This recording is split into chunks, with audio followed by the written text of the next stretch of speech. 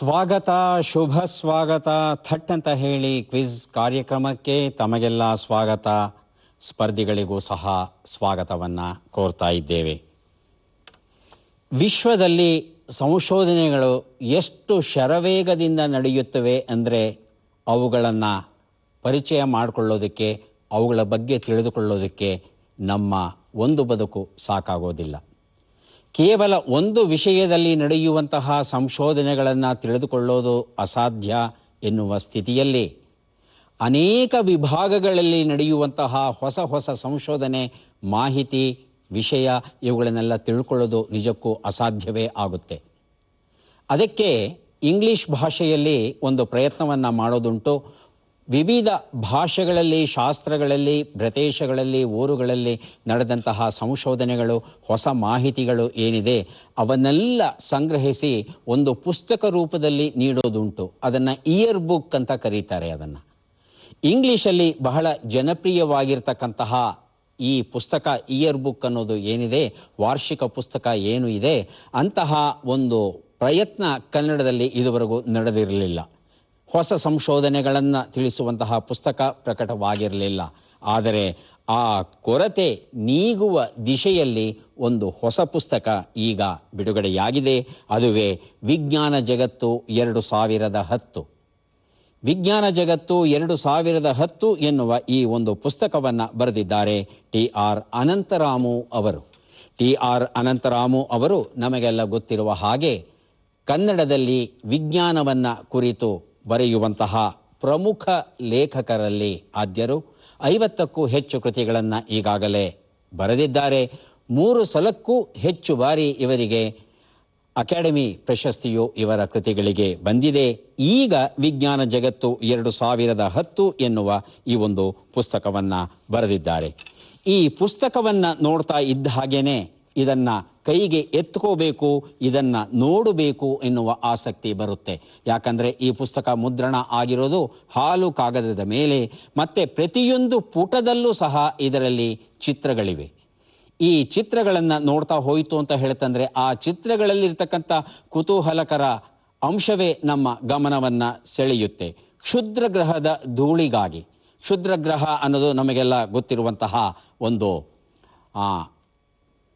ಇಟಕೋವಾದ ಸಮೀಪ ನೋಟ ಅನ್ನೋದರಲ್ಲಿ ಕೊಡ್ತಾ ಇದ್ದಾರೆ. ಮಂಗಳ ಮತ್ತು ಗುರುಗ್ರಹಗಳ ನಡುವೆ ಇರ್ತಕ್ಕಂಥ ಒಂದು ಗ್ರಹ ಯಾವುದೋ ಕಾರಣಕ್ಕೆ ಪುಡಿ ಪುಡಿಯಾಗಿ ಹೋಗಿದೆ. ಆ ಗ್ರಹದ ತುಣುಕುಗಳು ಏನಿದೆ ಅದನ್ನೆಲ್ಲ ಇವತ್ತು ನಾವು ಭೂಮಿಯ ಮೇಲಿಂದಲೇ ನಿಂತು ನೋಡ್ತಾ ಇದ್ದೇವೆ.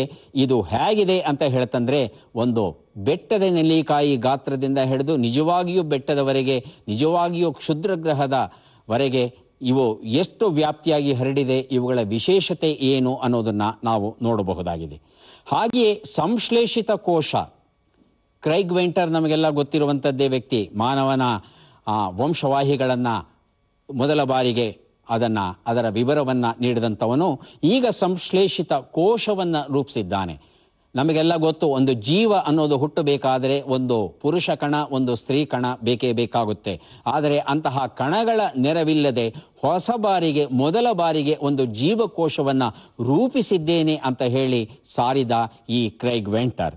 ಈ ಸಂಶ್ಲೇಷಿತ ಕೋಶ ಏನಿದೆ, ಯಾವ ರೀತಿ ಅದನ್ನ ತಯಾರು ಮಾಡಿದ್ರು, ಯಾವ ರೀತಿ ವಂಶವಾಹಿಗಳನ್ನ ಪ್ರಯೋಗಾಲಯದಲ್ಲಿ ಜೋಡಿಸಿದ್ರು, ಈ ರೋಚಕ ಕಥೆಯನ್ನ ನೀಡುತ್ತೆ ಈ ಒಂದು ಲೇಖನ. ಹಾಗೆಯೇ ಪರಲೋಕದ ಜೀವಿಗಳಿಗಾಗಿ ಹುಡುಕಾಟ, ಅಗೋ ಅಡಗಿದೆ ಲಾರ್ಜ್ ಹೆಡ್ರಾನ್ ಕೊಲೈಡರ್. ಹಾಗೆಯೇ ಸಾಗರ ಜೀವಿಗಳ ಮೊದಲ ಗಣತಿ, ನಮಗೆಲ್ಲ ಗೊತ್ತು ಜನಗಣತಿ, ಆದರೆ ಸಾಗರ ಜೀವಿಗಳ ಗಣತಿ ನಡೀತಾ ಹೇಗೆ ನಡೆದ್ರು, ಅದನ್ನ ಹೇಗೆ ನಡೆಸ್ತಾರೆ, ಇದರ ಬಗ್ಗೆ ಒಂದು ವಿಶೇಷ ಮಾಹಿತಿ ಸಿಗುತ್ತೆ. ಹಾಗೆ ಈಕ್ವೆಡಾರಲ್ಲಿ ಕಂಡು ಬಂದಂತ ಈ ಒಂದು ಕಪ್ಪೆ ಏನಿದೆ, ಇದು ಗಾಜು ಕಪ್ಪೆ. ಅದರ ದೇಹದ ಒಳಭಾಗಗಳೆಲ್ಲ ನಮಗೆ ಸ್ಪಷ್ಟವಾಗಿ ಎದ್ದು ಕಾಣುತ್ತೆ. ಇಂತಹ ಒಂದು ಹೊಸ ಪ್ರಭೇದವನ್ನ ಕಂಡು ಹಿಡಿದ ಬಗ್ಗೆ ಮಾಹಿತಿಯೂ ಸಹ ಈ ಒಂದು ಪುಸ್ತಕದಲ್ಲಿ ಸಿಗುತ್ತೆ. ಪ್ರತಿ ವರ್ಷವೂ ಇಂತಹ ಒಂದು ಪುಸ್ತಕ ಬರಲಿ, ಹೊಸ ಮಾಹಿತಿ ಕನ್ನಡಿಗರಿಗೆ, ಮುಖ್ಯವಾಗಿ ಕನ್ನಡದ ಮಕ್ಕಳಿಗೆ ತಿಳಿಯಲಿ ಅಂತ ನಾವು ಆಶಿಸೋಣ. ವಿಜ್ಞಾನ ಜಗತ್ತು 2010 ಈ ಕೃತಿಯನ್ನು ಬರೆದಂತ ಟಿ.ಆರ್. ಅನಂತರಾಮು ಅವರನ್ನ ಶ್ಲಾಘಿಸೋಣ. ಈಗ ಕಾರ್ಯಕ್ರಮವನ್ನು ಆರಂಭಿಸ್ತಾ ಇದ್ದೇವೆ. ಸ್ಪರ್ಧಿಗಳ ಪರಿಚಯ. ಮೊದಲ ಸ್ಪರ್ಧಿ. ನನ್ನ ಹೆಸರು ಇಂದಿರಾ ಕೆ.ಎಚ್. ಅಂತ. ನಾನು ರಾಣೆಬೆನ್ನೂರಿಂದ ಬರ್ತಾ ಇದ್ದೀನಿ. ನಾನು ಆರೋಗ್ಯ ಇಲಾಖೆಯಲ್ಲಿ ಕೆಲಸ ಮಾಡ್ತಾ ಇದ್ದೀನಿ. ನನ್ನ ಹವ್ಯಾಸಗಳು ಪುಸ್ತಕವನ್ನು ಓದೋದು, ಸಣ್ಣ ಸಣ್ಣ ಕವಿತೆಗಳನ್ನು ಬರೆಯೋದು. ಬಹಳ ಸಂತೋಷ ಇಂದಿರಾ ಅವರೇ. ಕಾರ್ಯಕ್ರಮಕ್ಕೆ ಸ್ವಾಗತವನ್ನ ಕೋರ್ತಾ ಇದ್ದೇವೆ. ತಮಗೆ ಮುಂದಿನ ಸ್ಪರ್ಧೆ. ವಿಶ್ವನಾಥ್ ಕೆವಿ ಅಂತ ಅಂದ್ಬಿಟ್ಟು, ನಾನು ಮೈಸೂರು ಜಿಲ್ಲೆ ಪ್ರಿಯಾಪಟ್ಟಣ ತಾಲೂಕಿನ ಕಣಗಾಲು, ಪುಟ್ಟಣ್ಣ ಕಣಗಾಲು ಅಲ್ಲಿಂದ ಬಂದಿದ್ದೀನಿ. ನಾನು ಶಿಕ್ಷಕನಾಗಿ ಕಾರ್ಯನಿರ್ವಹಿಸ್ತಾ ಇದ್ದೀನಿ. ನನ್ನ ಹವ್ಯಾಸಗಳು ಓದುವುದು ಮತ್ತು ಆಟಗಳಲ್ಲಿ ಭಾಗವಹಿಸುವಂಥದ್ದು, ತಟ್ ಅಂತ ಹೇಳಿ ಕಾರ್ಯಕ್ರಮವನ್ನು ನೋಡುವಂಥದ್ದು. ವಿಶ್ವನಾಥ್ ಅವರೇ, ಕಾರ್ಯಕ್ರಮಕ್ಕೆ ಸ್ವಾಗತವನ್ನ ಕೋರ್ತಾ ಇದ್ದೇವೆ. ಮುಂದಿನ ಸ್ಪರ್ಧಿ. ನನ್ನ ಹೆಸರು ಸ್ಮಿತಾ, ಬೆಂಗಳೂರಿಂದ ಬಂದಿದ್ದೀನಿ. ನನ್ನ ಹವ್ಯಾಸ ಕುಕ್ಕಿಂಗ್ ಮತ್ತೆ ಗಾರ್ಡನಿಂಗ್.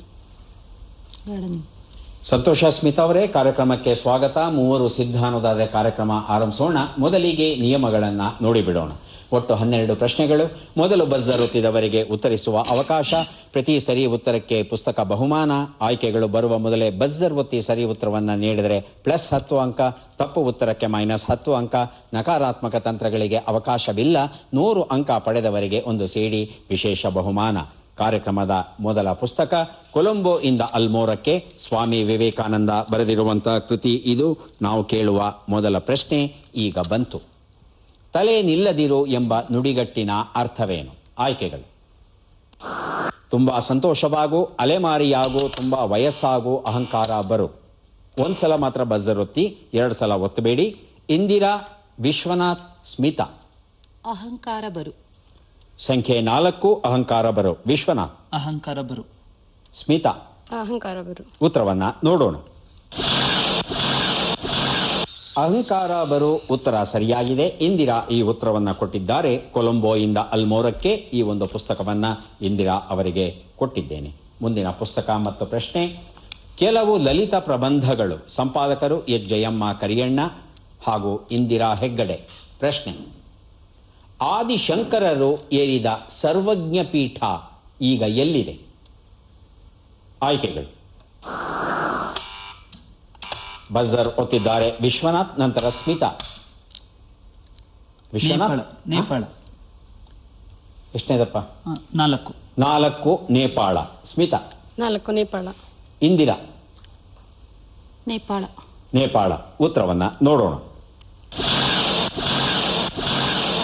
ಪಾಕಿಸ್ತಾನ ಆಕ್ರಮಿತ ಕಾಶ್ಮೀರ ಅನ್ನೋದು ಸರಿಯಾದ ಉತ್ತರ. ಪಾಕಿಸ್ತಾನ ಆಕ್ರಮಿತ ಕಾಶ್ಮೀರ ಪ್ರದೇಶದಲ್ಲಿ ಒಂದು ನಾಲಂ ನದಿ ಹರಿಯುತ್ತೆ. ಇದು ಪಾಕಿಸ್ತಾನಿಯರು ಆ ನದಿಗೆ ನೀಡಿರುವಂತಹ ಹೆಸರು ನಾಲಂ ನದಿ ಅಂತ. ಆದರೆ ಭಾರತೀಯರು ಈ ನದಿಯನ್ನ ಕಿಶನ್ ಗಂಗಾ ಅಂತ ಕರೀತಾರೆ. ಈ ನದಿಯ ದಂಡೆಯ ಮೇಲೆ ಈ ಸರ್ವಜ್ಞ ಪೀಠ ಇದೆ. ಸರ್ವಜ್ಞ ಪೀಠ ಇರುವಂತಹ ಸರಸ್ವತಿ ದೇವಸ್ಥಾನ, ಶಾರದಾ ಆಲಯ ಸಹ ಅಲ್ಲಿದೆ. ಆದರೆ ಸುಸ್ಥಿತಿಯಲ್ಲಿ ಇವತ್ತು ಇಲ್ಲ, ಅದು ಪಾಳು ಬಿದ್ದಿದೆ. ಪಾಳು ಬೀಳುವ ಹಾಗೆ ನೋಡಿಕೊಂಡಿದ್ದಾರೆ ಪಾಕಿಸ್ತಾನಿಯರು. ಈ ಒಂದು ಪ್ರದೇಶವನ್ನ ಒಂದು ಕಾಲದಲ್ಲಿ ನಮ್ಮ ಇತಿಹಾಸದಲ್ಲಿ ಶಾರದಾ ದೇಶ ಅಂತ ಕರೀತಾ ಇದ್ರು. ಯಾಕಂದ್ರೆ ಶಾರದಾ ಆಲಯ ಇಲ್ಲಿ ಇತ್ತಲ್ಲ, ಆ ಒಂದು ಕಾರಣದಿಂದ. ಶಾರದಾ ಲಿಪಿ ಅಂತಕ್ಕಂತಹ ಒಂದು ವಿಶಿಷ್ಟವಾದ ಲಿಪಿ ಸಹ ಈ ಒಂದು ಪ್ರದೇಶದಲ್ಲಿ ಬಳಕೆಯಲ್ಲಿತ್ತು. ಈ ಶಾರದಾ ಲಿಪಿಯನ್ನ ಆಧರಿಸಿ ಇವತ್ತಿನ ಗುರುಮುಖಿ ಲಿಪಿ ಪಂಜಾಬಿಗಳು ಉಪಯೋಗಿಸ್ತಾರಲ್ಲ, ಆ ಒಂದು ಲಿಪಿಯೂ ಸಹ ಈ ಶಾರದಾ ಲಿಪಿಯಿಂದಲೇ ರೂಪುಗೊಂಡಿದೆ. ಮುಂದಿನ ಪುಸ್ತಕ ಜ್ಞಾನಯೋಗ, ಸ್ವಾಮಿ ವಿವೇಕಾನಂದ ಬರೆದಿರುವಂಥದ್ದು. ಪ್ರಶ್ನೆ: ಈ ಕನ್ನಡ ಗಾದೆಯನ್ನ ಪೂರ್ಣಗೊಳಿಸಿ.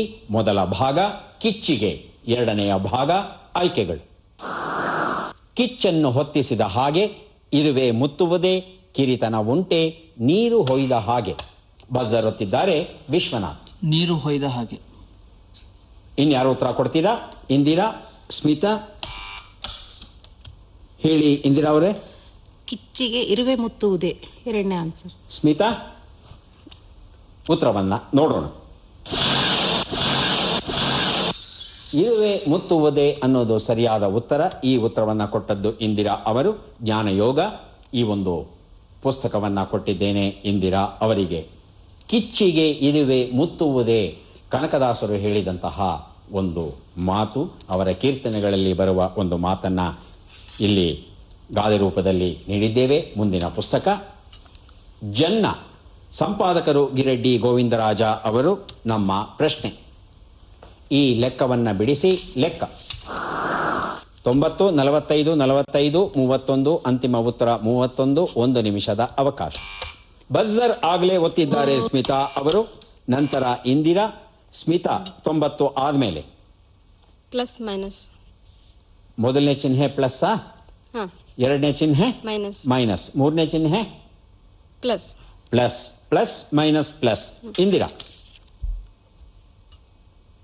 ಮೊದಲನೇ ಚಿಹ್ನೆ 90 ಆದ್ಮೇಲೆ 90 ಆದ್ಮೇಲೆ ಮೈನಸ್. ಮೈನಸ್. 45 ಆದ್ಮೇಲೆ ಪ್ಲಸ್. ಪ್ಲಸ್. 45 ಆದ್ಮೇಲೆ minus. Minus. Minus plus minus. Vishwanath plus plus minus minus minus. Minus. ಉತ್ತರವನ್ನ ನೋಡೋಣ. 90 ಆದ್ಮೇಲೆ ಕಳಿಬೇಕಾಗಿದೆ 45, ಕಳೆದಿದ್ದೇವೆ. 45 ಬಂತು. ನಂತರ ಕಳಿಬೇಕಾಗಿದೆ 45ಅನ್ನ. 45ರಲ್ಲಿ 45ಅನ್ನ ಕಳೆದರೆ ನಮಗೆ 0 ಬಂದಿದೆ. ನಂತರ ಕೂಡಬೇಕಾಗಿದೆ 31. 0ಗೆ 31ಅನ್ನ ಕೂಡಿದ್ರೆ 31 ಬಂದಿದೆ. ಈ ಲೆಕ್ಕವನ್ನ ಯಾರೂ ಬಿಡಿಸಿಲ್ಲ. ಜನ್ಮಕೃತಿ ನನ್ನಲ್ಲಿ ಉಳಿತು. ಮುಂದಿನ ಪುಸ್ತಕ ಜನಗಣಮನ, ಡಾಕ್ಟರ್ ಎಚ್.ಎಸ್. ರಾಘವೇಂದ್ರ ರಾವ್ ಬರೆದಿರುವಂಥದ್ದು. ಪ್ರಶ್ನೆ: ಈ ಚಿತ್ರದಲ್ಲಿರುವ ಮಾನವ ಅಂಗವನ್ನ ಗುರುತಿಸಿ. ನೋಡೋಣ.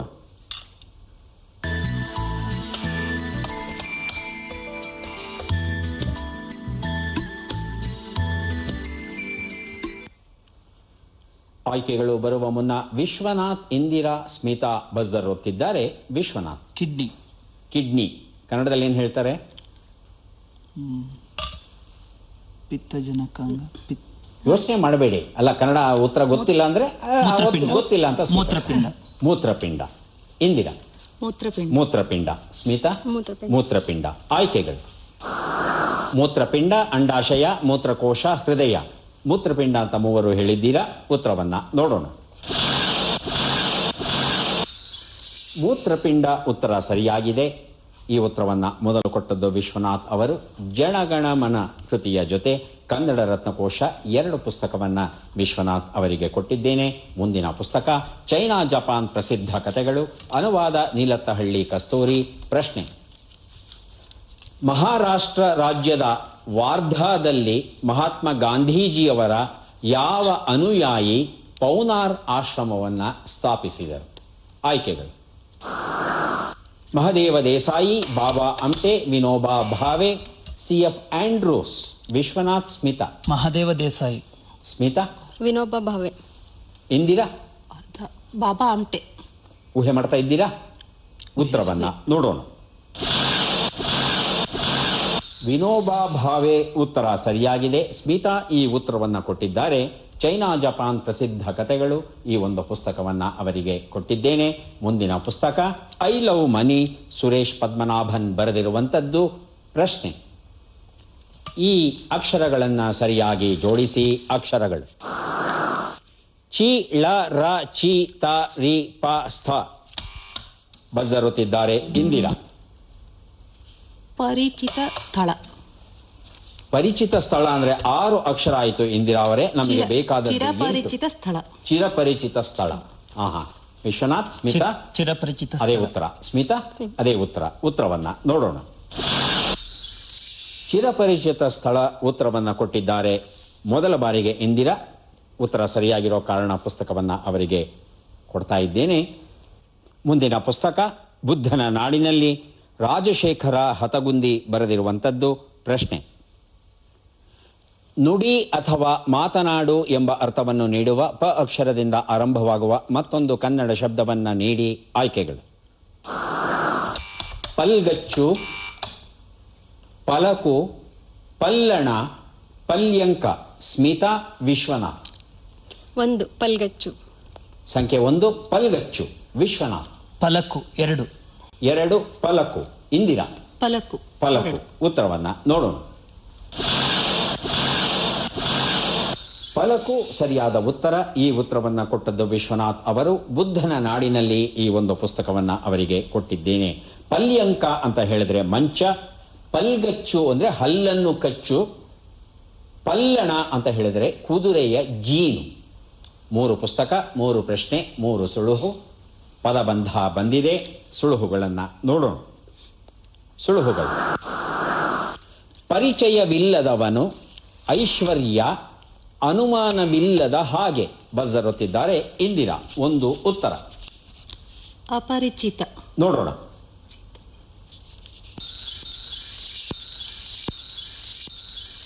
ಉತ್ತರ ಸರಿಯಾಗಿದೆ. ಸ್ವಾಸ್ಥ್ಯ ಸಂಜೀವಿನಿ ಈ ಪುಸ್ತಕವನ್ನ ಇಂದಿರಾ ಅವರಿಗೆ ಕೊಟ್ಟಿದ್ದೇನೆ. 2 ಉತ್ತರ. ತಮಗೆ ಅವಕಾಶ ಸಿಗುತ್ತೆ ಇಂದಿರಾ. ತಾವು ಉತ್ತರಿಸಲಿಲ್ಲ ಅಂದ್ರೆ ನಾನು ಬೇರೆಯವ್ರಿಗೆ ಕೇಳ್ತೇನೆ. ಮಧ್ಯದ ಅಕ್ಷರ ಪ, 3 ಅಕ್ಷರದ ಶಬ್ದ. ವಿಶ್ವನಾಥ್. ಸಂಪತ್ತು. ಹ? ಸಂಪತ್ತು. ಸಂಪತ್ತು. ನೋಡೋಣ. 3 ಉತ್ತರ. ಯಾರು ಬೇಕಾದ್ರೂ ಬಜರ್ ಒತ್ತಬಹುದು. ಹೇಳಿ ಇಂದಿರಾ. 3ನೇದು. ಕಿಂಚಿತ್. ಹ? ಅನುಮಾನವಿಲ್ಲದ ಹಾಗೆ. ವಿಶ್ವನಾಥ್. ಉಚಿತ. ಉಚಿತ. ಉಚಿತ ಅಂದ್ರೆ ಏನು? ಉಚಿತ. ಪುಕ್ಕಟ್ಟೆ ಕೊಡೋದು ಅಲ್ವಾ? ಇಂದಿರಾ ಹಾಗೂ ಸ್ಮಿತಾ ಬಜರ್ ಒತ್ತಿ ಉತ್ತರ ಕೊಡಿ. ಸಂಚಿತ. ಇಲ್ಲ, ತಮ್ಮ ಅವಕಾಶ ಮುಗಿದಿದೆ. ಇಂದಿರಾ. ಅನುಮಾನವಿಲ್ಲದ ಹಾಗೆ. ಉತ್ತರವನ್ನ ನೋಡೋಣ. ಖಚಿತ. ಅನುಮಾನವಿಲ್ಲದ. ಕರ್ಮಯೋಗ ಈ ಒಂದು ಕೃತಿಯನ್ನ ಇಂದಿರಾ ಅವರಿಗೆ ಕೊಟ್ಟಿದ್ದೇನೆ. ಇನ್ನೊಂದು ಪುಸ್ತಕ ನನ್ನಲ್ಲಿ ಉಳಿತು. ಮುಂದಿನ ಪುಸ್ತಕ ಸಾಹಸ ಭೀಮ ವಿಜಯಂ, ಗದ್ಯಾನುವಾದ RV ಕುಲಕರ್ಣಿ. ಪ್ರಶ್ನೆ: ಈ ಗೀತೆಯ ಸಾಹಿತ್ಯ ರಚನಾಕಾರರು ಯಾರು? ದೃಶ್ಯವನ್ನ ನೋಡೋಣ. ಕೊಲ್ಲುವ ವಿಷದಂತೆ ನೆನೆಯಲಾಗದ ವಿರಹವಿದು, ಮರೆಯಲಾರದ ಕನಸಂತೆ ಬಾಳುವುದೋ ಅಳಿಯುವುದೋ ನನಗೆ ತಿಳಿದಿಲ್ಲ. ನಿನ್ನ ನೆನಪೇ ನನ್ನ ಕಾಡುತ್ತಿದೆ, ನಿನ್ನ ನೆನಪೇ ನನ್ನ ಕಾಡುತ್ತಿದೆ. ಓ ಹೃದಯ ಕೇಳಿದೆಯ, ಪ್ರೀತಿ ನಿನ್ನ ಪಾಲಲ್ಲ, ಪ್ರೀತಿ ಇನ್ನೂ ಉಳಿದಿಲ್ಲ.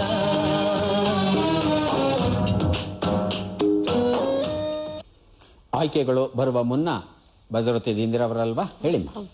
ಕವಿರಾಜ್. ಕವಿರಾಜ್. ಇನ್ಯಾರೋ ಉತ್ತರ ಕೊಡೋರಿದ್ದೀರಿ? ಆಯ್ಕೆಗಳು ಬೇಕಾ? ಆಯ್ಕೆಗಳು: V Sridhar, V Manohar, Kaviraj, Jayanth Kaikini. V Manohar. V Manohar. Smitha ಅವರ ಉತ್ತರ. ವಿಶ್ವನಾಥ್. ಜಯಂತ್ ಕಾಯ್ಕಿಣಿ. ಉತ್ತರವನ್ನ ನೋಡೋಣ. ಈ ಹಾಡನ್ನ ಬರೆದವರು ವಿ ಶ್ರೀಧರ್ ಅವರು. ಇಂದಿರಾ ಅವರಿಂದ ಕರ್ಮಯೋಗದ ಕೃತಿಯನ್ನ ಹಿಂದಕ್ಕೆ ಪಡೆದಿದ್ದೇನೆ. ಮುಂದಿನ ಪುಸ್ತಕ ಪುಟಕ್ಕೆಷ್ಟು ಕಥೆಗಳು, ರಾಮಚಂದ್ರ ಎಸ್ ಕುಲಕರ್ಣಿ ಬರೆದಿರುವಂತದ್ದು. ಪ್ರಶ್ನೆ: ಈ ಸಾಹಿತಿಯನ್ನ ಗುರುತಿಸಿ. ದೃಶ್ಯವನ್ನ ನೋಡೋಣ. ಬೆಳಕು ಬೀರಿಯ ಅಲ್ಲಿಯ ಸ್ವಚ್ಛ ಕೊಳಕನ್ನು ಎತ್ತಿ ತೋರಿಸುತ್ತಿದ್ದಾರೆ. ತುಂಬಾ ಒಳ್ಳೆಯ ಕೃತಿಗಳು ಅವರಿಂದ ಹೊರಬರುತ್ತಿವೆ. ನಾಡಿನ ಎಲ್ಲಾ ಸ್ತರಗಳಿಂದ ಲೇಖಕಿಯರು, ಕವಿಯಿತ್ರಿಯರು, ವಿಮರ್ಶಕಿಯರು ಎದ್ದು ಬರುತ್ತಿದ್ದಾರೆ. ತಮ್ಮ ತಮ್ಮ ಜನರ ಬದುಕಿನ ಚಿತ್ರಣವನ್ನು ಇದ್ದದನ್ನು ಇದ್ದಂತೆಯೇ ಬರೆಯುವ ತಾಕತ್ತು, ಛಾತಿವಂತಿಕೆ ಅವರಿಗಿದೆ. ಈಗ ಕಾಲ ಬದಲಾಗಿದ್ದರೆ ಪುರುಷ ಸಾಹಿತಿ, ಮಹಿಳಾ ಸಾಹಿತಿ ಅಂತ ಗುರುತಿಸೋದು ಬೇಡ. ಲಿಂಗಾತೀತ ನೆಲೆಯಲ್ಲಿ ನಾವು ಸಾಹಿತಿಗಳನ್ನ ಗುರುತಿಸಬೇಕು. ಆಯ್ಕೆಗಳು ಬರುವ ಮುನ್ನ ಇಂದಿರಾ ಹಾಗೂ ವಿಶ್ವನಾಥ್ ಬಜರ್ ಒತ್ತಿದ್ದಾರೆ. ಇಂದಿರಾ. ಗೀತಾ ನಾಗಭೂಷಣ್. ಗೀತಾ ನಾಗಭೂಷಣ. ವಿಶ್ವನಾಥ್. ಗೀತಾ ನಾಗಭೂಷಣ. ಸ್ಮಿತಾ.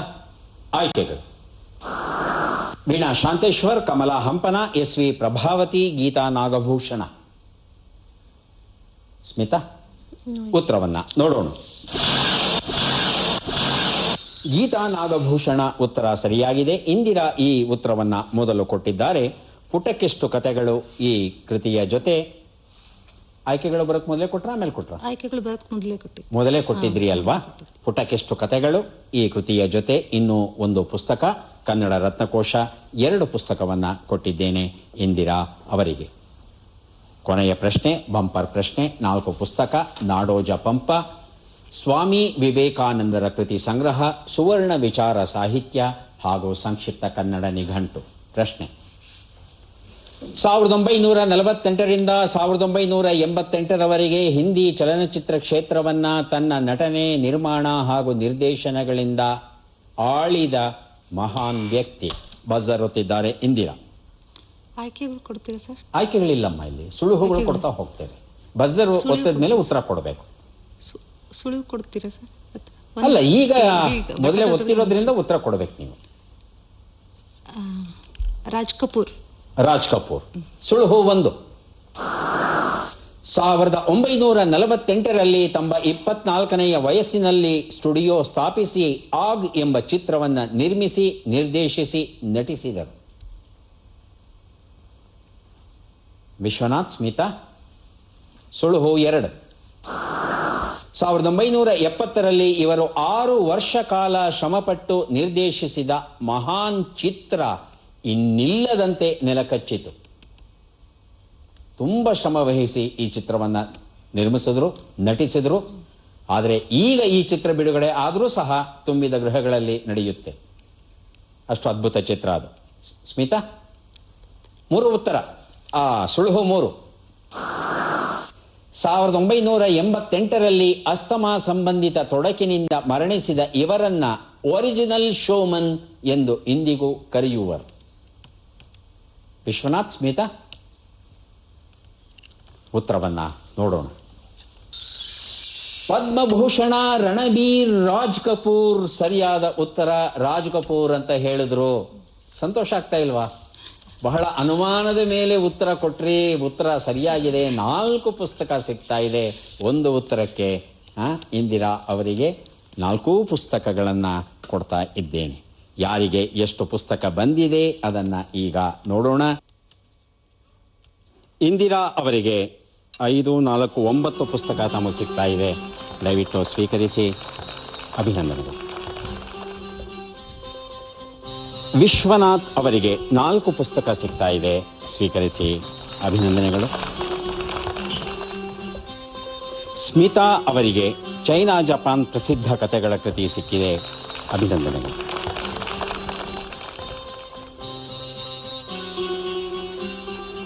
ಕಾರ್ಯಕ್ರಮವನ್ನು ಮುಗಿಸುವುದಕ್ಕೆ ಮೊದಲು ಕುತೂಹಲಕರವಾದ ಒಂದು ಮಾಹಿತಿ.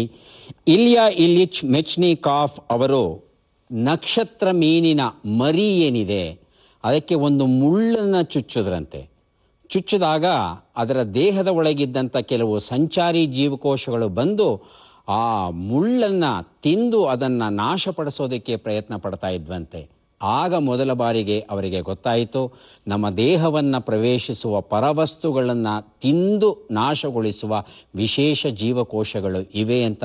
ಅದನ್ನೇ ಭಕ್ಷಕ ಕಣ, ಫ್ಯಾಗೋಸೈಟ್ ಅಂತ ಕರಿತೇವೆ. ಮತ್ತೆ ಭೇಟಿಯಾಗೋಣ. ನಮಸ್ಕಾರ.